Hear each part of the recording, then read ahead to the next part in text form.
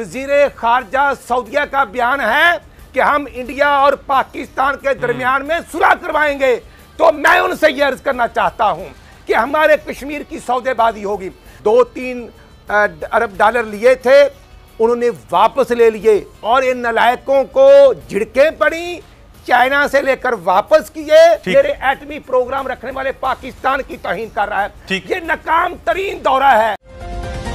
राना साहब, चलें, पाकिस्तान तहरीक इंसाफ अगर कुछ गलतियां करती भी है, ताहम वो उनको सही भी तो कर लेती है, तो इस हवाले से आप उनकी तारीफ तो करेंगे कि सऊदीया से गो के ताल्लुकात हमारे मिसाली नहीं रहे थे, ताहम अब जो दौरा वजीर आजम ने किया है और आर्मी चीफ भी उनके साथ थे, उनसे पहले बल्कि वहां पर मौजूद थे, तो अब तो मामलात सही करने में कामयाब हो गई कि जब इन नालायकों को आरटीएस को अब्दी नींद सुलाने के बाद गवर्नमेंट पर मसल्लत किया गया और फिर इन्होंने कहा कि जनाब सऊदीया और यूएई से हमारे तल्कात बेहतर हो जाएंगे।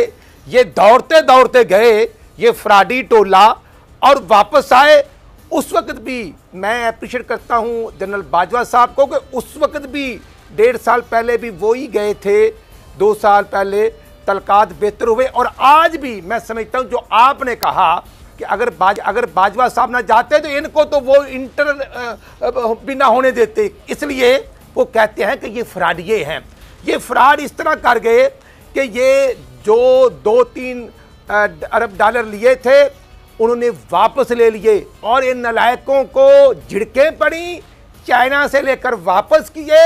और फिर खुद देखें कि जो वहाँ पर फ्रॉड किया जा रहा है, जो वहाँ की मैं समझता हूँ सफारत खाने में फ्रॉड होते रहे, जो खुद नियाजी ने इकरार जुर्म किया।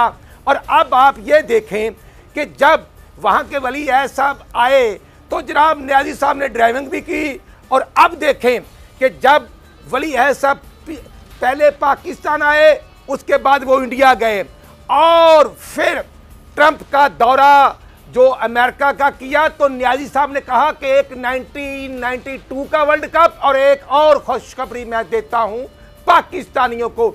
तो फिर मेरा कश्मीर खुश गया। मेरे कश्मीर को आज 644 दिन हो गए हैं। कहां पे है इमरान नियाजी हुकूमत, कहां पे है ट्रंप जो सालसी किरदार अदा करना जा रहा था। आज भी जो वज़ीर खारजा सऊदीया का बयान है कि हम इंडिया और पाकिस्तान के दरमियान में सुलह करवाएंगे, तो मैं उनसे यह अर्ज करना चाहता हूं कि हमारे कश्मीर की सौदेबाजी होगी। फलस्तीन हमारा पहला बैतुल मुक़द्दस है, वहां पर बमबारी होती है, तो ना इमरान नियाजी को तौफीक हुई और ना ही दूसरे मुस्लिम कंट्रीज को तौफीक हुई कि वो इसराइल का डट कर मुकाबला करते। हम सबसे पहले मुसलमान हैं। रमज़ान मुबारक का बाबरकत महीना है, 27 रमज़ान मुबारक का दिन है, और जब पाकिस्तान मार्ज वजूद में आता है तो ये हुक्मरान वो मराज सईद जो कहता था कि हुकूमत आएगी तो 200 अरब डॉलर आएंगे, तो मुझे शर्म आ रही है कि वो वहाँ पर ज़कात, ईद उल फितर की ज़कात लेने वाले प्रोजेक्ट में बैठकर मेरे पाकिस्तानियों की तौहीन कर रहा है, मेरे एटमी प्रोग्राम रखने वाले पाकिस्तान की तौहीन कर रहा है। ये नाकाम तरीन दौरा है।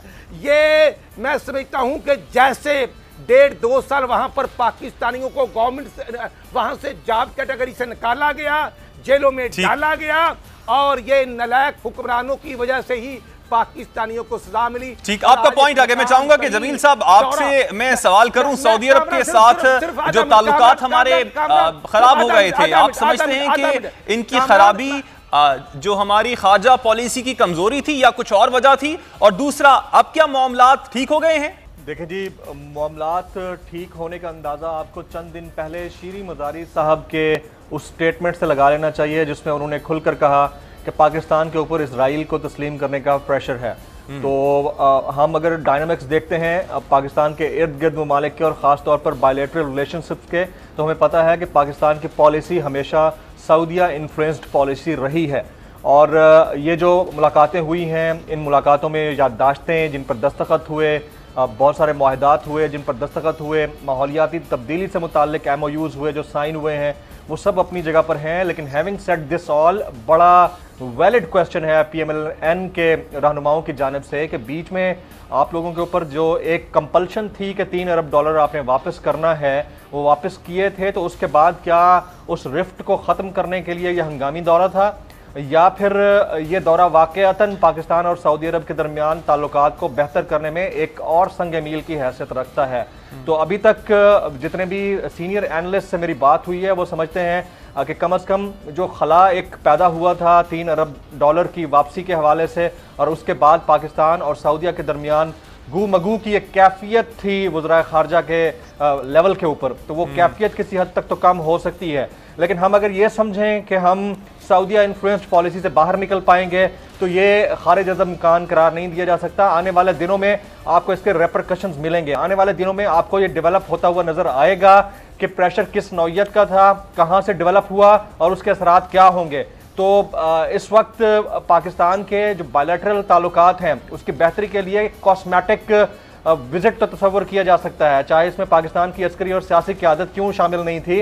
लेकिन ये कहना बहुत बेहतर नहीं होगा कि इसके बाद मामलात ऐसे हो जाएंगे कि हम जो चाहेंगे सऊदी अरब वही करेगा, या सऊदी अरब जो 100% कहेगा वो हम 100% मानने को तैयार हो जाएंगे। तो ये हमें ज़हन नशीन कर लेना चाहिए कि पाकिस्तान जैसे थर्ड वर्ल्ड कंट्री की हमेशा अरब इन्फ्लुएंस्ड पॉलिसी रही है, और हम उससे निकल पाए ये इतनी बड़ी बात नहीं होगी इस विजिट के बाद। ठीक, इससे पहले ये जब इलेक्ट होने के बाद अमेरिका, यूरोप जहां भी जाता था, उसके जाने से कुछ दिन पहले बाजवा वहां पर पहुंच जाता था। सारे असल इश्यूज बाजवा डिस्कस कर लेता था एडवांस में। इसके बाद इमरान खान जाता था, क्योंकि आफ्टर ऑल डेमोक्रेसी है ना पाकिस्तान में, डेमोक्रेसी आपको पाकिस्तान की, तो प्रधानमंत्री ने साइन करने होते हैं जितने भी एग्रीमेंट होते हैं, जितनी भी चीजें होती हैं। तो ठप्पा बाजवा की जेब में, जैसे कि मैं शुरू से कहता हूं कि Imran Khan is a rubber stamp जो बाजवा की जेब में पड़ी होती है। तो इमरान खान एक ठप्पा है, वो ठप्पा लगाने के लिए बाजवा उसको बाद में कहता है कि तू आ जाना। तो इमरान खान आया, बाजवा ने पहले ही सारी डील कर ली, हाथ पांव जोड़ के सारे मामला। अब इसके पीछे मैं आपको बताऊं कि काफी अरसे से एक लंबा चौड़ा हिसाब किताब चल रहा है। नंगे पांव मदीना मुनव्वरा गए, फिर मदीना मुनव्वरा में जब ये इन्होंने पीरनी फकीरनी से शादी की थी ना, पीरनी भगोड़ी से शादी की थी ना, बगैर इद्दत के पूरा किए हुए, तो पीरनी ने इसको कहा था कि तुम मदीना मेरे साथ चलो, और मदीना में रिवायत है कि नंगे पांव एयरपोर्ट से लेके वापस एयरपोर्ट तक नंगे पांव मदीने में घूमना है। इसके पीछे भी एक कॉन्सेप्ट है कि मदीना में नबी पाक रहते थे, तो उन्होंने पता नहीं कहां कहां नमाज पढ़ी हो, कहां कहां सजदा किया हो, तो हम वहां पे जूते पहन के क्यों जाएं। तो भाई साहब फिर ये है कि आपके बहरहाल, खैर मैं इस मसले पे इतना नहीं बोलना चाह रहा, ये सब टोपी ड्रामा है इनका मजहब से कितना ताल्लुक है ये आपको भी अच्छी तरह पता है। इमरान खान के कैरेक्टर का, जो धरनों में लड़कियां फंसा के शादियां करता है, पूरी कौम के लिए धरना दिया हुआ है, और वहां पर रहम खान से शादी की। जो पीरनी फकीरनी के पास तावीज लेने के लिए जाता था, उसका शौहर बेचारा एहतराम के मारे कमरे छोड़ कर चला जाता था, उसको सेट कर लिया, उसके साथ शादी की। जो सिर्फ वजीर आजम बनने के लिए उसने क्या क्या ड्रामे नहीं किए, तो आज ये भी एक ड्रामा कर ले, इससे कोई फर्क नहीं पड़ता। इनका इस्लाम, इनका दिखावा हमें अच्छी तरह पता है, हम बिल्कुल वाकिफ हैं, इमरान खान की रग रग से वाकिफ हैं। ये सऊदी अरब गया है, एक तो वो कर्जा, दूसरा इंडिया से डील, कश्मीर पे कंसेशन मांग रहे हैं। इन्होंने सऊदी अरब से कहा है कि हमें कश्मीर पे थोड़ा बहुत तो इंडिया से कंसेशन दे दो। इंडिया बिल्कुल कंसेशन देने को तैयार नहीं। जैसे कि इन्होंने ट्रेड री-एस्टेब्लिश करने की बात की थी कि भारत के साथ हम तिजारती ताल्लुकात वापस स्टार्ट करना चाहते हैं वगैरह वगैरह। India was not interested, India is not interested. India को अपने दोस्तों का, अपने पार्टनर्स का थोड़ा बहुत मान रखना पड़ता है, इसलिए नेगोशिएशंस चल रही हैं।